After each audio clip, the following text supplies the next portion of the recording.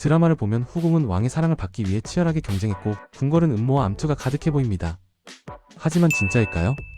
실제로 왕은 마음대로 연애도 못했습니다. 후궁을 마음대로 들이지도 못했고 밤에 누구와 지냈는지도 철저히 기록됐습니다. 왕의 사생활은 왕의 것이 아니라 국가 관리 대상이었습니다. 오늘 우리는 교과서가 말해주지 않는 왕의 사생활과 후궁 시스템의 진짜 운영 방식, 그리고 그 속에서 벌어진 숨겨진 권력의 논리를 파헤쳐 보겠습니다. 역설, 왕은 국가 그 자체였기 때문에 왕의 몸은 곧 국가의 상징이었고 후계자가 왕조를 유지하는 핵심 동력이었습니다. 왕이 아프면 국가 비상이었습니다. 왕이 후계자를 못 만들면 조정 전체가 패닉이었습니다. 왕이 특정 후궁에게만 치우치면 정치 균형 붕괴되었습니다. 즉, 왕의 성생활은 개인의 욕망이 아니라 국가의 존속 문제였습니다. 그래서 빈침은 왕이 마음대로 꾸미는 공간이 아니었습니다. 빈침에 드나드는 사람, 왕이 어느 후궁과 지냈는지까지 모두 공식 기록으로 남았습니다. 왕은 하루 24시간 감시당했습니다. 문 열고 닫는 것도 기록되었습니다. 즉 외박, 외출, 사생활, 존재하지 않았습니다. 궁궐은 단순히 집이 아니라 왕을 보호하는 감시 시스템이었습니다. 모든 동선이 보고되고 왕의 거동은 항상 누군가 옆에서 지켜봤습니다. 후궁은 단순한 연인도 아니고 왕의 사생활을 즐겁게 해주는 존재도 아니었습니다. 한마디로 정치적 균형을 위한 장치였습니다.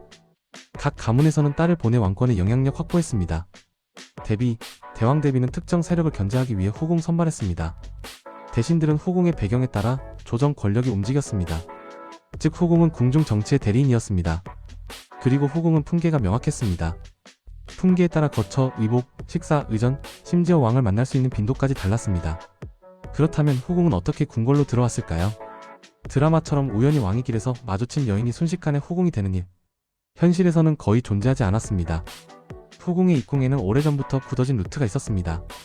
그리고 그 루트는 왕의 사랑이 아니라 정치의 계산이 더 많이 작동했습니다.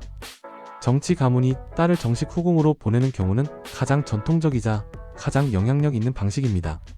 바로 양반, 문벌 세력의 딸들이 정식 후궁으로 들어오는 경우입니다. 겉으로는 왕을 모시는 영광이라고 표현됐지만 실제 속사정은 전혀 달랐습니다. 유력 가문들은 자신들의 정치적 기반을 강화하기 위해, 때로는 기회를 잡기 위해 딸을 왕의 곁으로 보냈습니다.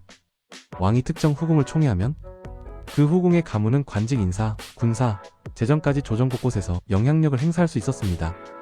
그래서 이 방식의 후궁은 단순한 궁녀가 아니라 가문의 이해관계를 대표하는 정치 대리인이었습니다. 두 번째 루트는 조금 더 은밀합니다.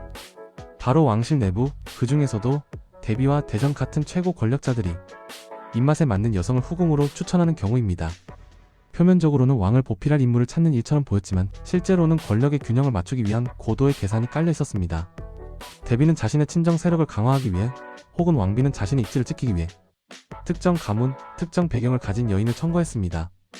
왕과 가장 가까운 자리는 곧 정치의 심장부를 의미했기 때문에 그 자리에 누구를 앉히느냐는 궁궐 내 모든 세력의 이해관계가 얽힌 정치적 선택이었습니다. 마지막 세 번째는 우리가 드라마에서 가장 자주 보는 장면, 즉 왕이 어느 여인을 직접 눈여겨보고 부르는 경우입니다. 하지만 이것은 후궁 입궁 루트 중 가장 드문 케이스였습니다. 왜냐하면 왕이 감정만으로 여인을 선택하면 그 즉시 정치적 파장이 일었기 때문입니다. 특정 가문이 갑자기 부상하고 기존 세력은 견제하고 대비와 왕비의 입지는 흔들리며 조정 전체의 균형이 무너질 수 있었습니다. 그래서 역설적이게도 왕이 사람을 좋아하는 것조차 쉽지 않았던 것입니다. 왕은 절대 권력자였지만 자신의 감정을 마음대로 선택할 자유는 생각보다 없었습니다. 그렇다면 궁녀가 후궁으로 승격되는 경우는 어떻게 이루어졌을까요? 궁녀들은 왕에 가장 가까운 곳에서 일했습니다. 식사를 준비하고 의복을 챙기고 밤이면 침전의 불빛을 관리하기도 했습니다. 자연스럽게 왕과 접촉할 기회가 많았고 왕이 관심을 보이는 경우도 적지 않았습니다. 하지만 여기서 중요한 점이 있습니다. 왕이 마음에 들어 승격시키는 것만으로는 후궁이 될 수 없었다는 사실입니다. 후궁 승격은 어디까지나 개인적 호감이 아니라 엄연한 국가 행정 절차였습니다. 승격을 위해서는 먼저 대비의 허락을 받아야 했고 예조에서 정식 의식을 치러야 했으며 앞으로 부여될 품기를 조정하는 회의가 뒤따랐습니다. 또 특정 가문이 이 승격을 통해 이득을 보지 않는지 여러 정치 세력의 견제도 필요했습니다. 마지막 단계는 왕실 족보, 바로 선언록을 업데이트하는 절차였습니다. 이것은 한 개인의 신분 변화가 아니라 국가의 공식 기록을 수정하는 일이었기 때문입니다. 즉, 궁녀가 후궁이 되는 과정은 우리가 상상하는 낭만적 사건이 아니라 철저하게 관리되고 검증된 국가의 행정 절차였습니다. 입궁했다고 모두 똑같은 삶을 사는 것은 아니었습니다. 후궁들 사이에는 명확한 위계와 차이가 존재했습니다. 귀하게 대접받는 후궁일수록 넓고 따뜻한 개인 처소를 사용했고 부속 궁녀의 수도 많았습니다. 왕을 만날 수 있는 기회로 이어지는 각종 예식과 행사에도 자주 참여할 수 있었죠. 반면 정치적 후원 세력이 없거나 왕의 관심에서 멀어진 후궁들은 점점 작은 공간으로 옮겨지거나 행사 참여 기회를 잃고 궁중에서 사실상 고립된 삶을 살아야 했습니다. 궁궐은 철저한 관료제 사회였습니다. 후궁의 삶 역시 국가 운영 시스템의 일부로서 평가되고 관리되고 분류되는 삶이었습니다. 왕의 밤은 누가 결정했을까요?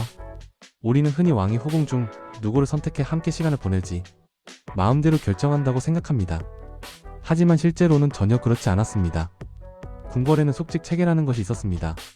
왕이 누구와 함께 밤을 보낼지 전담 부서에서 배정하는 시스템이었죠. 여기에는 상선, 내명부, 상궁들의 회의, 그리고 대비와 왕비의 판단이 모두 반영되었습니다. 심지어 정치 세력 간의 이해관계까지 이 결정에 영향을 미쳤습니다. 왕의 감정보다 국가 권력의 균형이 더 중요했기 때문입니다. 따라서 왕의 밤은 철저히 조율되고 조정된 일정이었지 자유로운 선택이 아니었습니다. 왕이 몰래 이동하여 스스로 침소를 바꿀 수 없었습니다. 왕이 실제로 후궁의 처소로 이동할 때는 혼자가 아니었습니다. 호위병이 앞서 길을 열고 등불을 든 궁녀들이 뒤를 이었으며 왕의 안전을 관리하는 의학 담당자 그리고 기록을 남기는 사관까지 모두 함께 움직였습니다. 궁궐은 하나의 거대한 도시와 같았기 때문에 밤늦게 몰래 움직인다는 것은 사실상 불가능했습니다. 왕이 어떤 후궁의 처소로 갔는지, 누가 동행했는지 모든 것이 철저히 기록되고 관리되었습니다. 마지막으로 왕이 누구와 지냈는지 다음날 아침 공식 문서인 빈치밀기에 기록되었습니다. 이 기록은 오늘날로 치면 왕의 사적인 일지처럼 보이지만 실제로는 정치적인 의미를 지녔습니다. 누가 왕과 가까웠는지, 어떤 후궁이 영향력을 얻고 있는지, 그 변화가 조정의 권력 지형에 어떤 파장을 가져올지 이 얘기는 그것을 알려주는 정치 보고서였습니다. 그리고 왕의 자식은 어머니의 것이 아니었습니다. 놀랍게도 왕의 자녀는 태어난 순간부터 국가의 아이가 되었습니다. 어머니인 후궁이 직접 아이를 키우지 못했고 전문 양육 조직인 양육당에서 철저하게 관리했습니다. 교육은 예조와 홍문관에서 담당했고 스승, 수업 내용, 생활 공간까지 모두 국가가 정한 규범에 따랐습니다. 이 때문에 어머니인 후궁이 자신의 아이를 거의 보지 못한 채 살아가는 경우도 매우 흔했습니다. 실제 역사 속 후궁 권력 사례입니다. 숙종시대 장희빈과 인현 왕후의 갈등, 영조시대 탕평책 이면에 숨겨진 후궁 세력의 영향, 순종시대 후계자 부재로 인한 후궁 선발 축소까지 후궁의 존재는 한 명의 여인이 아니라 한 시대의 정치 지형을 결정하는 변수가 되기도 했습니다. 후궁이 되면 가문의 운명이 달라졌습니다. 어떤 후궁이 왕의 신임을 얻으면 그 가문은 승진의 폭풍을 맞았고 권력을 잡은 자리에 올랐습니다.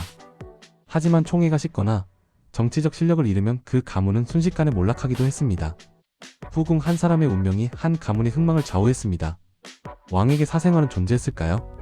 보통 왕을 절대 권력의 상징처럼 생각해왔습니다. 후궁도 마음대로 고르고 정치도 마음대로 하고 사생활도 누구보다 자유로웠을 것이라 여겼습니다. 하지만 실제로는 그 반대였습니다. 왕의 사생활은 가문의 이해관계, 신하들의 힘겨루기, 궁궐의 제도, 후계자 문제도 정치 균형 속에서 철저하게 통제된 영역이었습니다. 왕의 욕망보다 국가의 안전이 우선되었고 사랑보다 권력이 우선되었습니다. 우리가 보지 못했던 것은 바로 이것입니다. 왕은 절대 권력자였지만 동시에 끊임없이 감시받는 인간이었습니다. 후궁은 단순한 사랑의 대상이 아니라 정치 시스템의 핵심이었고 어떤 사람은 사랑을 얻고 어떤 사람은 잊히며 어떤 가문은 흥하고 어떤 가문은 몰락했습니다. 사생활마저 권력에 편입되던 시대, 왕의 밤은 결코 혼자가 아니었습니다.